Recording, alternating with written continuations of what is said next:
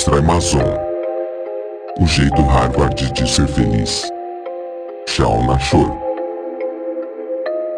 Introdução. Se você começar a observar as pessoas ao seu redor, perceberá que a maioria segue uma fórmula que foi sutilmente, ou não tão sutilmente, ensinada nas escolas, nas empresas, pelos pais ou pela sociedade. Ou seja, se você se empenhar, terá sucesso e só depois de ter sucesso é que poderá ser feliz. Essa crença explica o que costuma nos motivar na vida. Pensamos: se ao menos eu conseguisse aquele aumento de salário ou atingisse a próxima meta de vendas, finalmente seria feliz. Se ao menos eu conseguisse mais uma boa nota, seria feliz. Se perdesse mais 3 quilos, seria feliz. E assim por diante. Sucesso antes, felicidade depois. O único problema é que essa fórmula é incorreta. Se o sucesso levasse à felicidade, todo trabalhador que conseguisse uma promoção, todo estudante que passasse no vestibular ou qualquer pessoa que já tenha atingido uma meta de qualquer natureza seria feliz. Porém,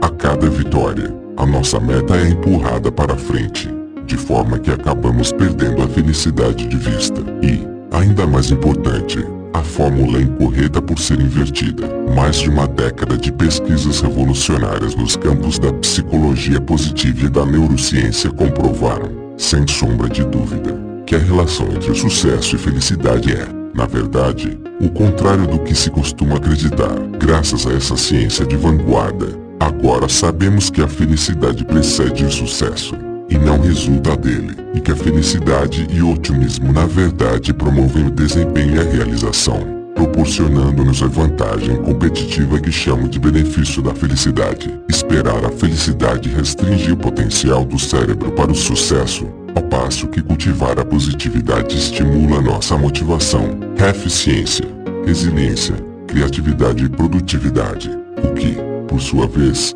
melhora o desempenho. Essa descoberta foi confirmada por milhares de estudos científicos, pelas minhas pesquisas com 1.600 alunos de Harvard e dezenas de empresas da lista Fortune 500 ao redor do mundo. Neste livro, você descobrirá e não apenas porque o benefício da felicidade é tão poderoso, mas também como você pode aplicá-lo diariamente para aumentar seu sucesso no trabalho.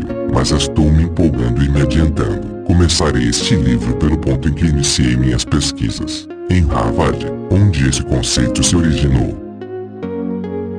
Descubra o benefício da felicidade.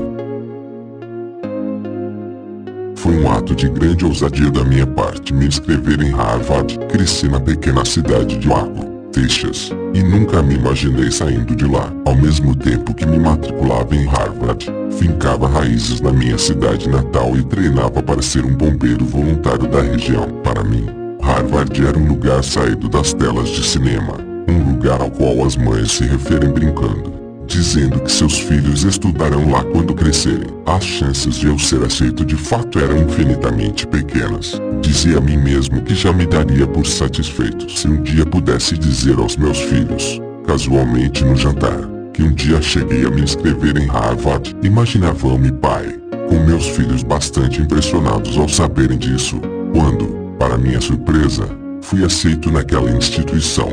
Senti-me empolgado e diminuído diante do privilégio. Eu queria fazer justiça à oportunidade que me fora dada. Então fui a Harvard e lá fiquei nos 12 anos seguintes. Quando deixei Waco, eu só tinha saído 4 vezes do estado do Texas e nunca saíra do país. Apesar de os texanos considerarem qualquer coisa fora do Texas uma viagem ao exterior. Mas, assim que pus os pés no campus de Harvard, me apaixonei. Então, depois de me formar, encontrei um jeito de ficar. Fui para a pós-graduação.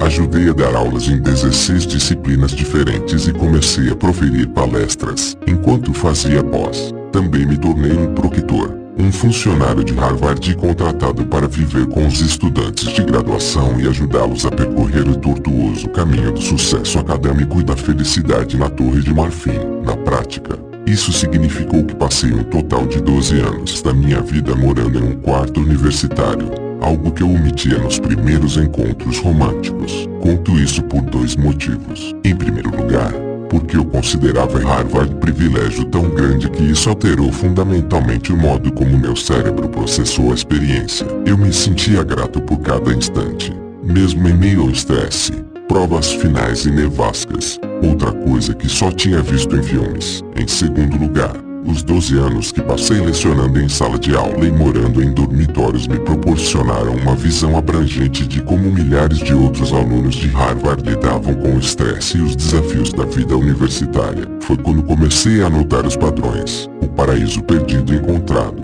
mais ou menos na época em que Harvard foi fundada. John Milton escreveu em Paraíso Perdido: a mente é um lugar em si mesma, e em si mesma pode fazer do céu um inferno, e do inferno um céu. Após 300 anos, acompanhei a materialização desse princípio. Muitos dos meus alunos percebiam Harvard como um privilégio, mas outros rapidamente perdiam essa realidade de vista e se concentravam na carga de trabalho, na competição, no estresse. Eles se afligiam com o futuro, apesar de estarem subindo um degrau que lhes abriria com certeza muitas portas. Eles se sentiam sobrecarregados com cada pequeno contratempo em vez de energizados pelas possibilidades que se abriam para eles. E, depois de observar um número suficiente desses alunos se debatendo tanto diante das adversidades, algo ficou claro para mim. Esses alunos não eram apenas os que pareciam mais suscetíveis ao estresse e à depressão, como também suas notas e desempenho acadêmico eram mais prejudicados. Anos mais tarde,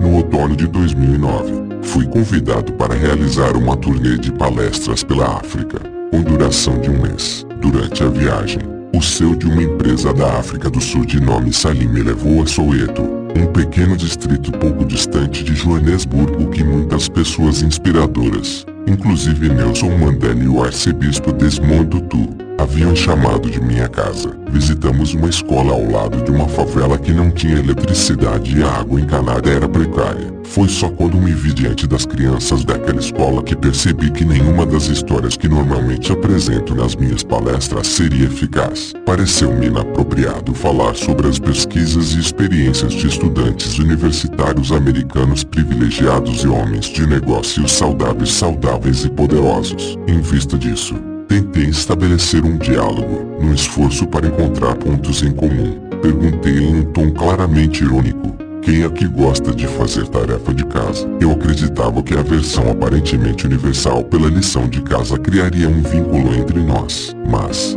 para o meu espanto, 95% das crianças levantaram as mãos e abriram um sorriso sincero e entusiasmado. Mais tarde, perguntei de brincadeira a Salim por que as crianças de Soweto eram tão estranhas. Elas consideram um privilégio fazer a lição de casa. Ele respondeu: um dos muitos privilégios que seus pais não tiveram. Quando voltei a Harvard 2 semanas mais tarde, vi alunos reclamando exatamente da mesma coisa que os alunos de Soweto consideravam um privilégio. Comecei a perceber o quanto a nossa interpretação da realidade altera a nossa experiência dessa realidade. Os alunos que estavam tão focados no estresse e na pressão, aqueles que viam o aprendizado como um fardo, estavam deixando passar as oportunidades que se apresentavam debaixo do nariz deles. Mas aqueles que consideravam um privilégio chegar a Harvard pareciam brilhar ainda mais. No início quase inconscientemente e depois com um interesse cada vez maior. Senti-me fascinado em relação ao que levava essas pessoas com grande potencial a desenvolverem uma atitude mental positiva para se distinguir, especialmente em um ambiente tão competitivo. E, da mesma forma, pelo que levava ao fracasso aqueles que sucumbiam à pressão de falhar, ou se mantinham vinculados a uma posição negativa ou neutra. Pesquisa da felicidade em Hogwarts. Para mim, Harvard continua sendo um lugar mágico, mesmo depois de 12 anos. Quando convido meus amigos do Texas a visitá-la, eles me dizem que comer no refeitório de calouros é como estar em Hogwarts, a fantástica escola de magia e bruxaria de Harry Potter. A isso somem-se outros belos edifícios e os abundantes recursos da universidade e oportunidades aparentemente intermináveis que a instituição oferece. E meus amigos muitas vezes acabam me perguntando: Sean, por que você desperdiçaria seu tempo estudando a felicidade em Harvard? De verdade, o que levaria um aluno de Harvard a se sentir infeliz? Na época de Milton, Harvard tinha um lema que refletia as raízes religiosas da faculdade: Veritas, Christo et Ecclesiae, a verdade, para Cristo e a Igreja. Muitos anos atrás, esse lema foi condensado em uma única palavra: Veritas, ou apenas a verdade. Hoje, há diversas verdades em Harvard e uma delas é que Apesar de todas as suas instalações impressionantes, uma faculdade maravilhosa e um dos melhores e mais brilhantes corpos discentes da América e do mundo, este é o lar de muitos jovens cronicamente infelizes. Em 2004, por exemplo, um levantamento do Harvard Crimson revelou que nada menos que 4 de cada 5 alunos de Harvard sofrem de depressão pelo menos uma vez durante o ano letivo e aproximadamente metade de todos os alunos sofre de uma depressão tão debilitante que não consegue exercer suas atividades. Essa epidemia de infelicidade não se restringe a Harvard. Um levantamento do Conference Board, um instituto de pesquisa sem fins lucrativos, realizado em janeiro de 2010, mostrou que apenas 45% dos trabalhadores entrevistados estavam felizes com o emprego, marcando o ponto mais baixo em 22 anos de levantamentos. Os índices atuais de depressão são 10 vezes mais altos do que em 1960. A cada ano, o limiar de pessoas infelizes decresce, não apenas em universidades, mas por toda a América. Há 50 anos, a idade média para começar uma depressão era de 5 anos de idade. Hoje, ela é quase exatamente a metade disso, 5 anos de idade. Meus amigos queriam saber, para que estudar felicidade em Harvard? A pergunta que eu fazia em resposta era, por que não começar por lá? Dessa forma, decidi encontrar os alunos, aquele 1 de cada 5 que realmente estava prosperando, os indivíduos que estavam acima da média em termos de felicidade, desempenho, realização, produtividade, senso de humor, energia ou resiliência. Para descobrir o que realmente lhes proporcionava tamanha vantagem em relação aos colegas, o que possibilitava que essas pessoas escapassem da atração gravitacional da norma. Seria possível extrair padrões da vida deles e experiências para ajudar os outros a terem mais sucesso em todas as áreas da vida em um mundo cada vez mais estressante e negativo. Como se viu, era possível. As descobertas científicas dependem muito de timing e sorte. Tive a sorte de encontrar 3 mentores: Bill Stone, Ellen Langer e Tal Ben-Shahar, todos professores de Harvard, que atuavam na vanguarda de uma área completamente nova chamada psicologia positiva, distanciando-se do foco tradicional da psicologia, que se concentra nos fatores que tornam as pessoas infelizes e como elas podem voltar ao normal. Os 3 estavam aplicando o mesmo rigor científico aos elementos que fazem as pessoas prosperarem e se destacarem, justamente as questões às quais eu tentava responder. Escape do culto da média. O gráfico a seguir pode parecer enfadonho, mas ele é o motivo pelo qual acordo entusiasmado todas as manhãs. Eu claramente levo uma vida muito emocionante. Ele também constitui a base das pesquisas que fundamentam este livro. Trata-se de um gráfico de dispersão. Cada ponto representa um indivíduo e cada eixo uma variável. Esse gráfico em particular poderia estar representando qualquer coisa.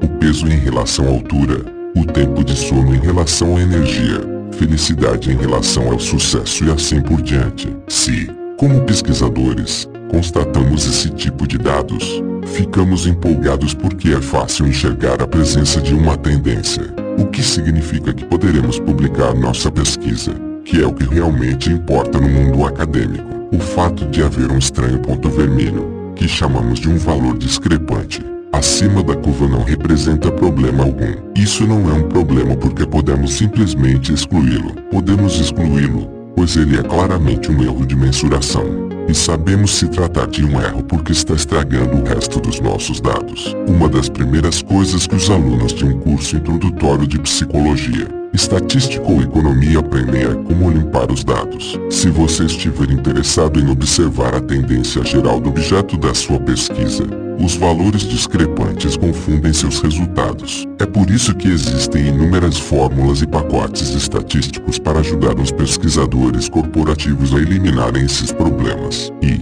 sejamos claros, isso não é trapacear. Estamos falando de procedimentos estatisticamente válidos. Isto é, caso o pesquisador só esteja interessado na tendência geral, não é o meu caso. A abordagem típica para compreender o comportamento humano sempre foi analisar o comportamento ou o resultado médio. No entanto, do meu ponto de vista, Essa abordagem equivocada criou o que chamo de o culto da média nas ciências comportamentais. Se alguém fizer uma pergunta do tipo em quanto tempo uma criança consegue aprender a ler em uma sala de aula, a ciência muda essa pergunta para em quanto tempo, em média, uma criança consegue aprender a ler em uma sala de aula. Com isso ignoramos as crianças que aprendem a ler mais rapidamente ou mais lentamente e adaptamos as aulas tendo em vista a criança mediana. Esse é o primeiro erro cometido pela psicologia tradicional. Se nos limitarmos a estudar a média, permaneceremos meramente medianos. A psicologia convencional ignora conscientemente os valores discrepantes porque eles não se encaixam no padrão.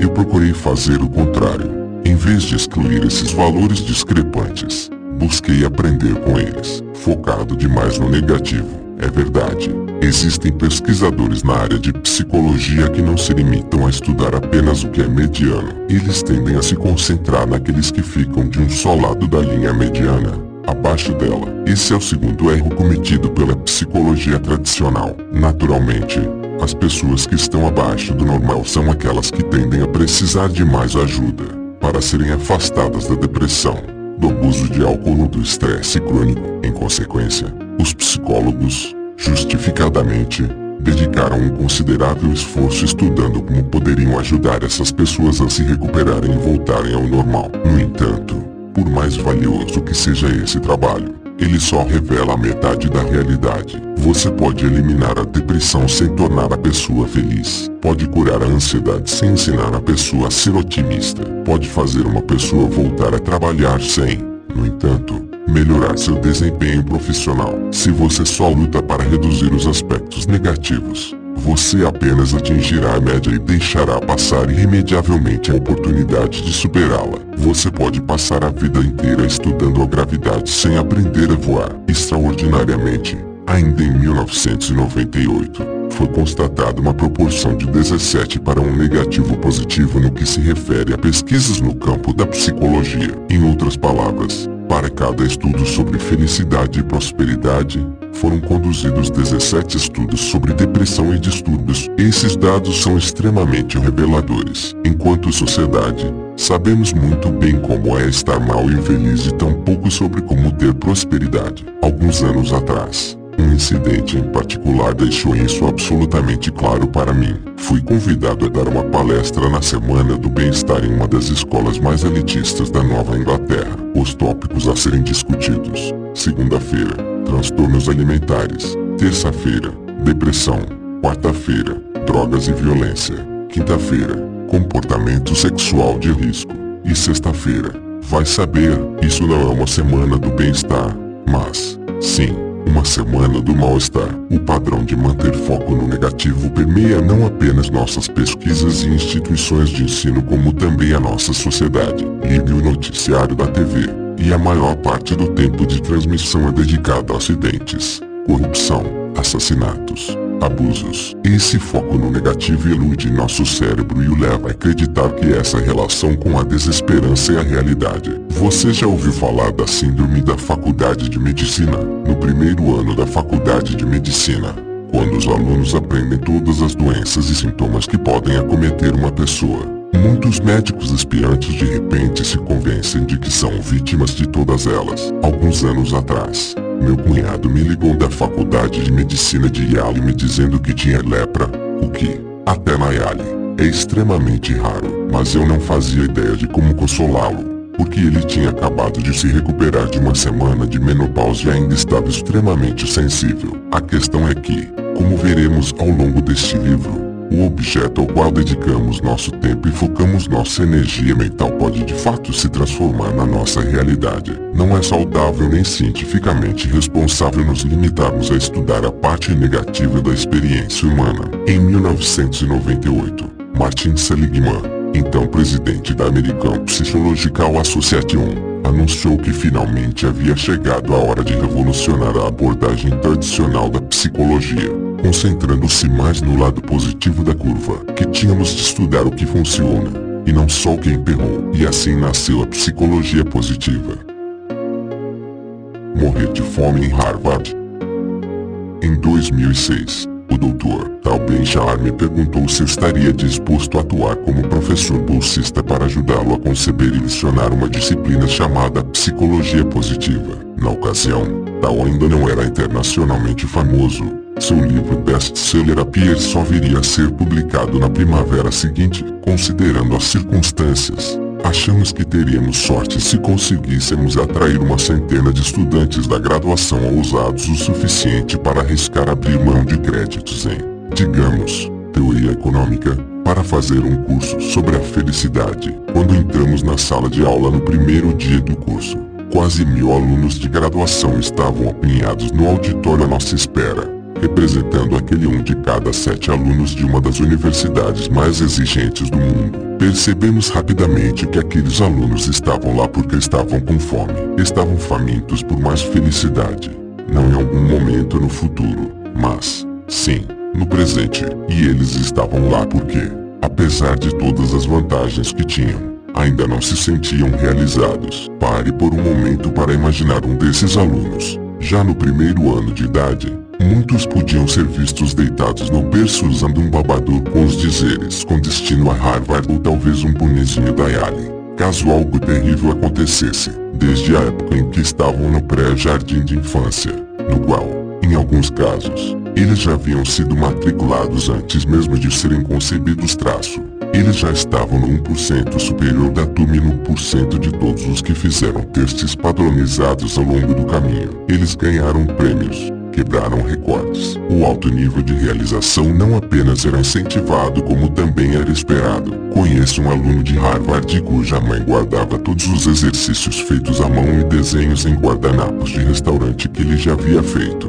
porque isso um dia vai para um museu. Isso criou uma pressão muito grande sobre mim, mãe. E então eles são aceitos em Harvard. Entram confiantes naquele refeitório para calouros que lembra Hogwarts no primeiro dia de faculdade e é quando percebem algo terrível.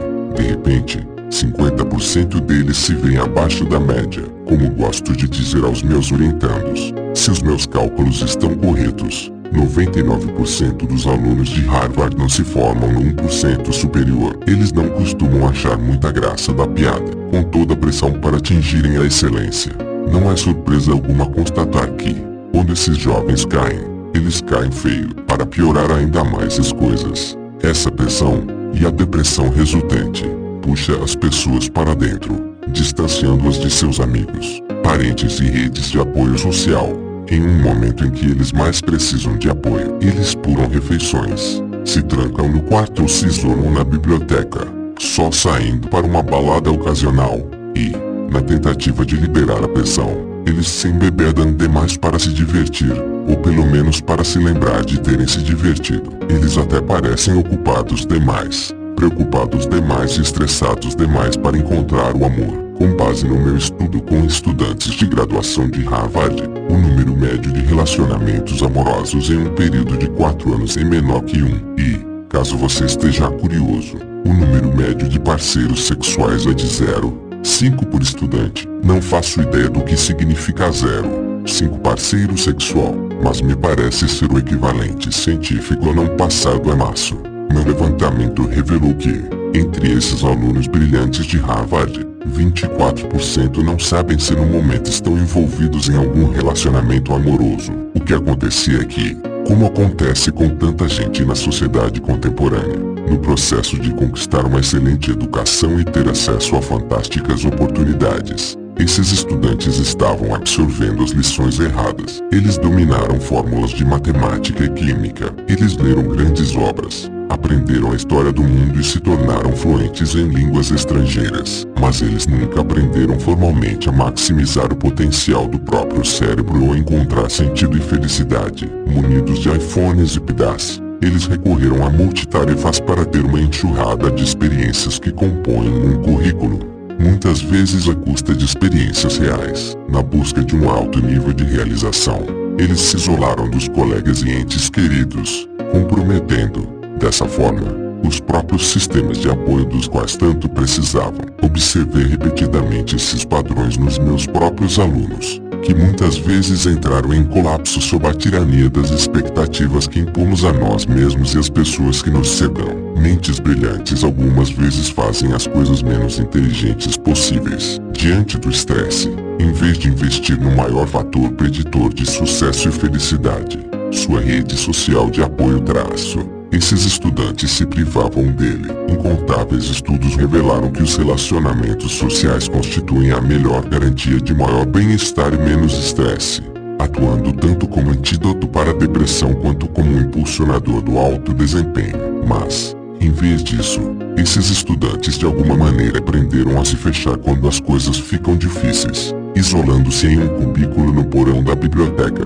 Donos de mentes assim, melhores e mais brilhantes, sacrificaram voluntariamente a felicidade pelo sucesso porque, como muitos de nós, aprenderam que, se forem empenhados, serão bem-sucedidos, e só então, quando tiverem sucesso, é que poderão ser felizes. Eles aprenderam que a felicidade é a recompensa que só pode ser recebida depois que você se torna sócio de uma empresa de investimentos, ganha o prêmio Nobel ou é eleito para o Congresso. Mas, na verdade, como veremos ao longo deste livro, novas pesquisas nas áreas da psicologia e da neurociência demonstram que na verdade o que acontece é o contrário.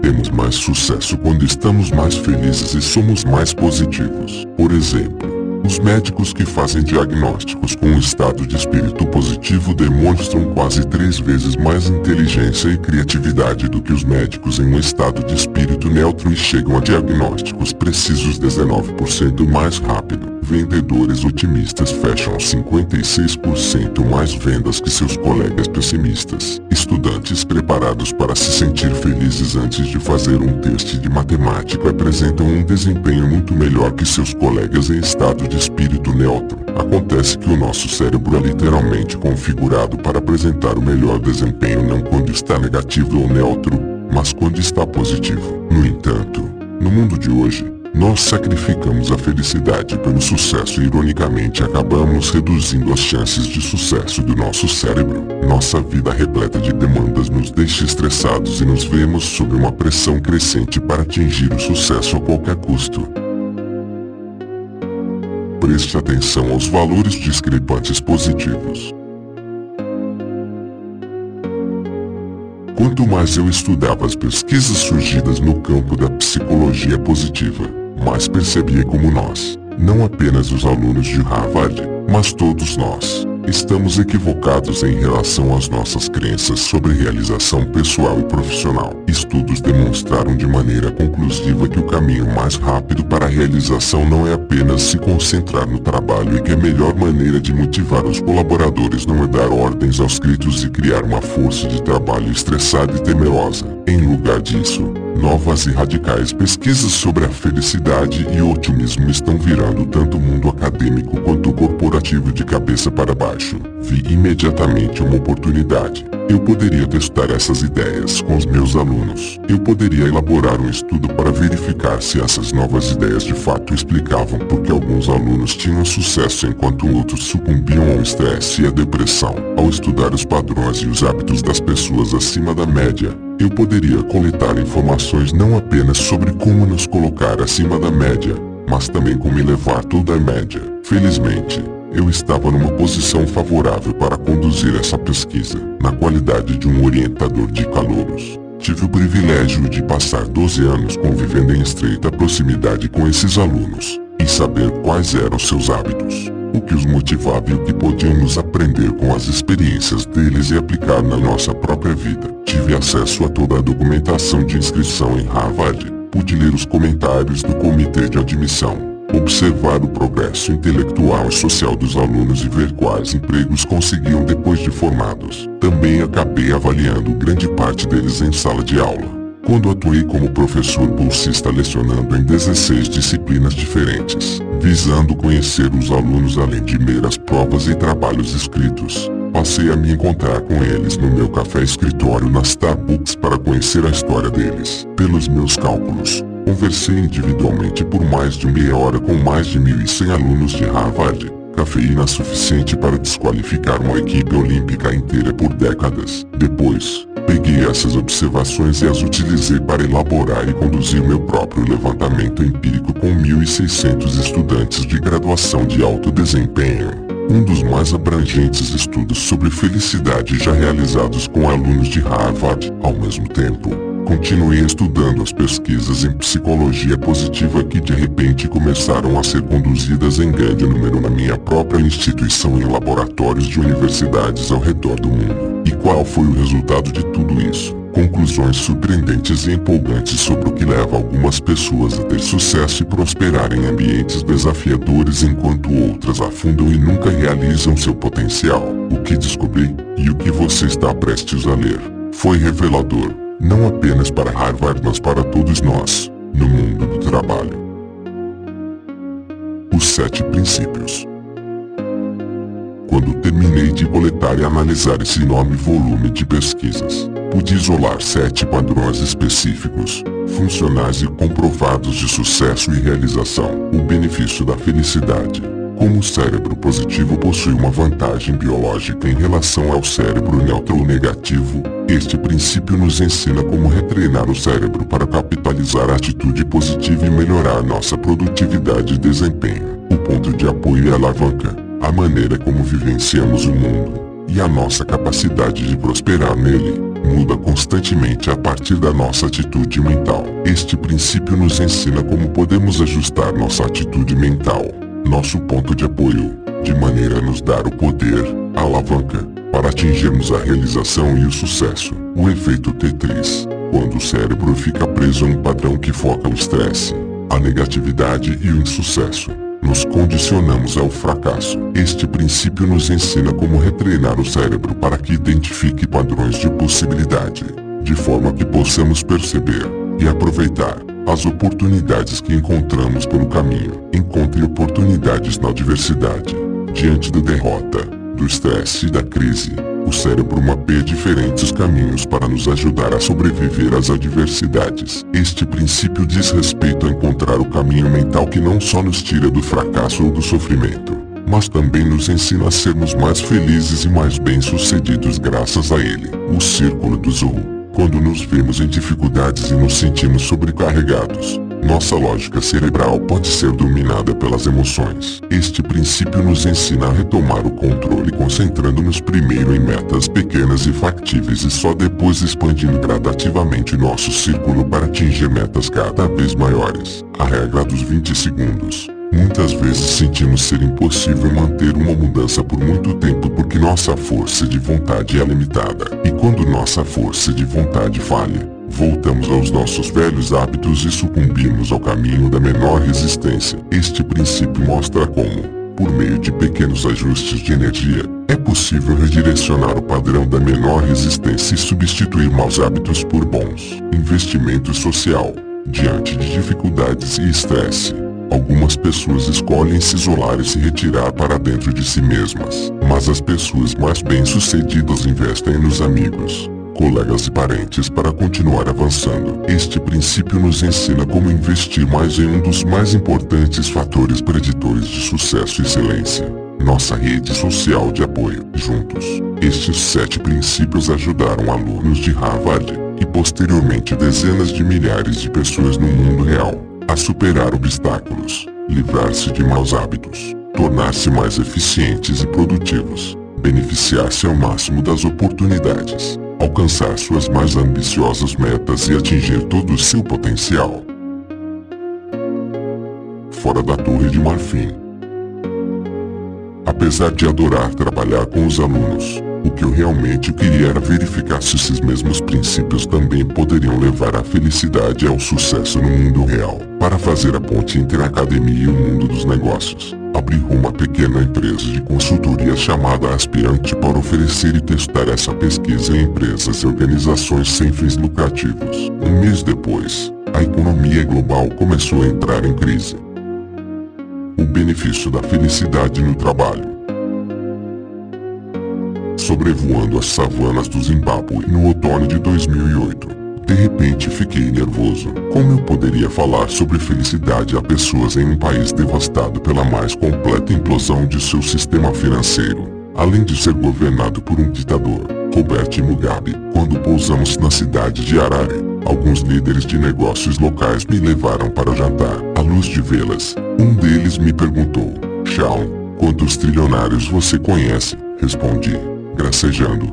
Muito poucos. Ele disse em seguida: quem for trilionário levante a mão. Todas as pessoas sentadas no chão, à nossa mesa, levantaram a mão. Vendo meu espanto, outra pessoa explicou: não há por que se impressionar. Na última vez que usei $1 zimbabuano, gastei $1 trilhão para comprar uma barra de chocolate. O Zimbábue tinha acabado de ser devastada pelo total colapso de sua moeda. Todas as instituições financeiras estavam com dificuldades para sobreviver.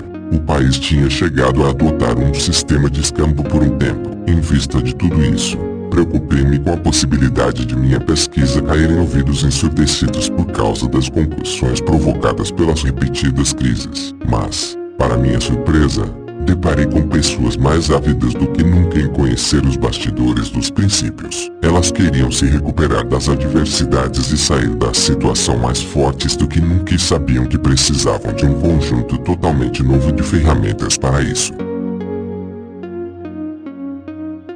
O mundo real. Desde que descobri que meus 7 princípios da psicologia positiva possuem extraordinárias aplicações no ambiente de trabalho, tanto em épocas de dificuldade quanto de bonança, o colapso econômico cristalizou muito rapidamente a necessidade não só de ajudar empresas e profissionais a preservarem seu bem-estar, como também de ajudá-los a maximizar sua energia, produtividade e desempenho quando eles mais se faziam necessários. O mundo dos negócios também reconheceu isso, já que muitas empresas antes invencíveis de repente passaram a estender a mão em busca de ajuda. No intervalo de apenas um ano, dei palestras em empresas em 40 países de 5 continentes e constatei que os mesmos princípios preditores de sucesso em Harvard funcionavam por toda parte. Para um rapaz de Waco que não tinha viajado muito, foi um privilégio conhecer tanta gente ao redor do mundo, cada qual com uma história diferente de felicidade, adversidade e resiliência. Aquele também foi um período de grande aprendizado. Aprendi mais sobre a felicidade durante minhas viagens na África e no Oriente Médio em meio a uma crise do que em 12 anos de estudos em um ambiente protegido. Este livro é o fruto desse trabalho e dessas pesquisas, dos operadores de mercado em Wall Street, passando por professores do ensino fundamental na Tanzânia aos vendedores em Roma. Todos eles poderiam aplicar os princípios reforçados pela crise para progredir. Em outubro de 2008, a American Express me contratou para dar uma palestra a um grupo de vice-presidentes. A tinha acabado de se tornar uma divisão do Banco Central norte-americano. O Lehman Brothers tinha desmoronado, mudou a atingir baixas históricas. Dessa forma, uma nuvem negra pairava na sala da Amex. Executivos de aparência cansada me olhavam com um semblante pálido, e seus Blackberries, que normalmente vibravam incessantemente no início de eventos como esse, permaneciam silenciosos. Demissões em massa, remanejamentos de cúpula e a decisão de reestruturar a empresa em um banco haviam sido anunciados 30 minutos antes da minha palestra de 90 minutos sobre felicidade. Aquela definitivamente não seria uma plateia muito receptiva, ou pelo menos foi o que pensei. Presumi, como havia presumido no Zimbábue, que a última coisa que um grupo de pessoas tão exauridas e desalentadas queria ouvir era sobre a psicologia positiva. Mais uma vez, aquele se mostrou um dos grupos mais envolvidos e receptivos que já encontrei. Os 90 minutos se transformaram em quase 3 horas enquanto os executivos cancelavam compromissos e adiavam reuniões, assim como os quase 1000 estudantes que se matricularam para aquela primeira disciplina de Harvard sobre o tema. Esses financistas altamente sofisticados estavam ávidos por conhecer a nova ciência da felicidade e aprender como ela poderia ajudá-los a ter sucesso no trabalho e na carreira. Os primeiros a adotar o benefício da felicidade foram os maiores bancos do mundo, por terem sido os primeiros a ser atingidos pela crise. Comecei a pesquisar e ensinar os princípios apresentados neste livro a milhares de líderes seniores, diretores gerais e CEOs de algumas das maiores e mais surradas instituições financeiras do mundo. Depois, passei às pessoas e empresas em todos os outros setores que também haviam sido gravemente golpeadas pela crise. Os tempos não eram felizes nem as plateias estavam felizes, mas, independentemente do setor, da empresa ou do cargo na organização, em lugar de resistência encontrei pessoas quase universalmente abertas a aprender como utilizar a psicologia positiva para repensar seu estilo de trabalho.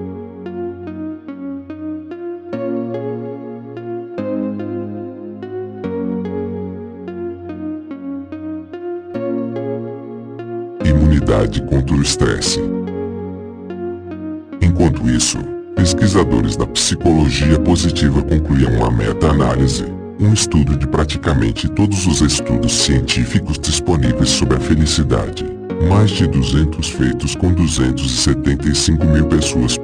As conclusões desses pesquisadores corresponderam exatamente aos princípios que eu vinha ensinando, que a felicidade leva ao sucesso em praticamente todos os âmbitos, inclusive no trabalho, na saúde, amizade, sociabilidade, criatividade e energia. Isso me encorajou a aplicar os princípios em diferentes grupos. Auditores fiscais, por exemplo, não são famosos pela sua felicidade, mas, se vamos testar a eficácia do benefício da felicidade no mundo do trabalho, eu queria saber se ensinar os 7 princípios poderia elevar o nível de felicidade, bem-estar e resiliência de uma empresa de contabilidade imediatamente antes de eles entrarem na temporada tributária mais estressante das últimas décadas. Dessa forma, em dezembro de 2008, conduzi um treinamento de psicologia positiva de 3 horas para 250 gestores da KPMG. Depois disso, voltei à empresa para ver se o treinamento havia ajudado a imunizar esses gestores contra os efeitos negativos do estresse. Os testes demonstraram que foi exatamente o que aconteceu,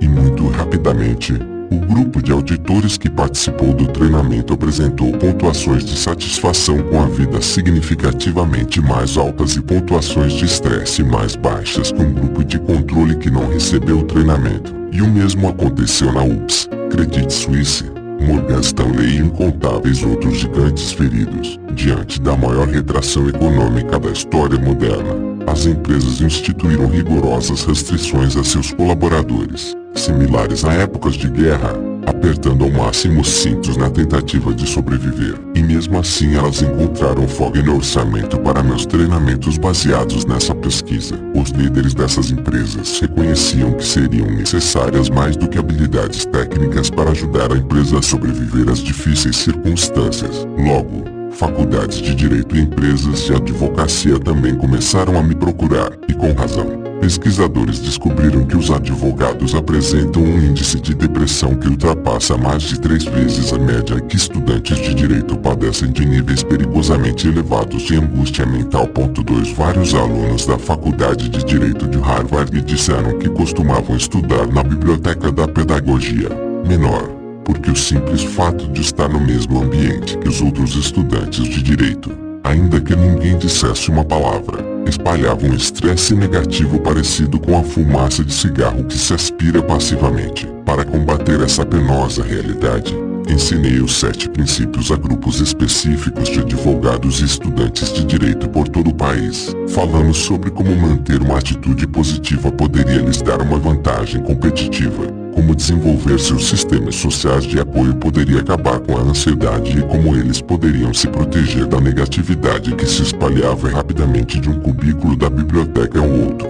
Mais uma vez, os resultados foram imediatos e impressionantes, mesmo sob uma carga de trabalho pesada e da tirania de expectativas impossíveis. Esses empenhados estudantes e profissionais conseguiram aplicar o benefício da felicidade para reduzir o estresse e conseguir muito mais em sua vida acadêmica e profissional.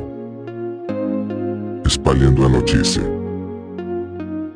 Apesar da explosão de estudos acadêmicos sobre psicologia positiva, suas revolucionárias descobertas ainda são em grande parte mantidas em segredo. Quando entrei na pós-graduação, soube que um artigo de um periódico acadêmico é lido, em média, por apenas 7 pessoas. Estamos falando de uma estatística extraordinariamente deprimente, porque sei que esse número deve incluir também a mãe do pesquisador. Isso significa que efetivamente apenas 6 pessoas leem esses estudos, o que é uma piada, considerando que os cientistas fazem diariamente descobertas incríveis que revelam como o cérebro humano funciona mais e como podemos nos relacionar melhor uns com os outros. E mesmo assim essas informações atingem apenas 6 pessoas e uma mãe orgulhosa. Quanto mais eu viajava, mais percebia que as revolucionárias descobertas da psicologia positiva ainda são em grande parte desconhecidas no mundo dos negócios e no ambiente de trabalho. Advogados expostos a um nível de estresse insuportável mal imaginam que técnicas específicas já foram desenvolvidas para protegê-los desse risco profissional. Professores de escolas dos ensinos fundamental e médio desconhecem o estudo que isolou os dois principais padrões de um bom ensino. Empresas da lista Fortune 500 ainda estão utilizando programas de incentivo que estudos científicos demonstraram ser ineficazes quase uma geração atrás. Em consequência, elas perdem uma oportunidade incrível de progredir. Se já foi realizado um estudo comprovando como os CEOs podem se tornar 15% mais produtivos ou como os gestores podem aumentar em 42% a satisfação do cliente, penso que as pessoas que atuam no dia a dia nas trincheiras, e não apenas um punhado de acadêmicos, deveriam saber disso. O objetivo deste livro é munir-o dessas pesquisas, para que você saiba exatamente como utilizar os princípios da psicologia positiva e conquistar uma vantagem competitiva na sua carreira e no seu trabalho. Desenvolva o desempenho, não a ilusão. Baseados em 2 décadas de pesquisas que revolucionaram o campo da psicologia e mais tarde influenciaram também meus estudos sobre a ciência da felicidade e do sucesso, os princípios que constituem a essência deste livro também foram testados na prática e refinados por meio do meu trabalho com pessoas tão variadas quanto financistas globais, professores do primário, cirurgiões, advogados, contadores e embaixadores das Nações Unidas. Em resumo, existe um conjunto de ferramentas que qualquer pessoa, não importa a profissão ou área de atividade, pode utilizar para elevar a cada dia seu nível de realização. A melhor parte é que essas ferramentas não funcionam apenas num ambiente de negócios. Elas podem ajudá-lo a superar obstáculos, livrar-se de maus hábitos, tornar-se mais eficiente e produtivo, beneficiar-se ao máximo das oportunidades e atingir as metas mais ambiciosas, na vida e no trabalho. Elas são basicamente um conjunto de 7 ferramentas que você poderá utilizar para elevar seu nível de realização todos os dias. Eis o que elas não farão. Elas não lhe dirão para estampar um sorriso no rosto, usar o pensamento positivo para se afastar dos seus problemas ou, pior, fingir que seus problemas não existem. Não estou aqui para lhe dizer que a sua vida será sempre um mar de rosas. Se existe algo que os últimos anos me ensinaram, foi que isso não passa de uma grande ilusão. Em certa ocasião, ouvi o diretor-geral de uma grande instituição financeira reclamando: ainda é 1h da tarde e já ouvi 6 vezes hoje que a empresa virou o jogo. Se viramos o jogo 6 vezes, não sei mais onde estamos. O benefício da felicidade é bem diferente. Pede-nos que sejamos realistas em relação ao presente ao mesmo tempo que maximizamos nosso potencial para o futuro. Trata-se de aprender a cultivar a atitude e os comportamentos que comprovadamente promovem o sucesso e a realização. É uma ética do trabalho. Ser feliz não é acreditar que não precisamos mudar, é perceber que podemos.